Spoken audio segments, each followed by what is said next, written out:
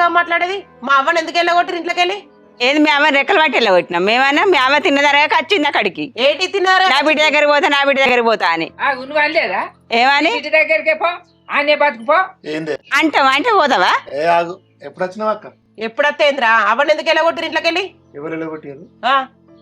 అవ్వని ఎలగొట్టి ఎవరు ఎలగొట్టిలే అక్క అవ్వను మీరేళ్ళు వచ్చి ఎవరు కొడతారు మంచిగా ఉన్నవే కట్లే చెప్పిన అక్కకు పోయి నువ్వు మరి ఎట్లా చెప్తా నేను పోతా నా బిడ్డింటికి నేను పోతా నా బిడ్డింటి కానీ పొమ్మన్నావు ఎలగొట్టినట్టు అయితే మరి మా- నేనే పోతాను మంచి మాట కొద్ది వచ్చిందారా అది మా ఇంటికి అడగపోయినావు అక్క ఎందుకు వచ్చిందో మీరు వెళ్ళగొడితేనే వచ్చిందని చెప్తున్నాను కదా మళ్ళీ నువ్వే ఎందుకు వచ్చిందని అడగపోయినావు అంటే ఏంద్రా ఏంది మరి ఇప్పుడు జవడానికి వచ్చినావా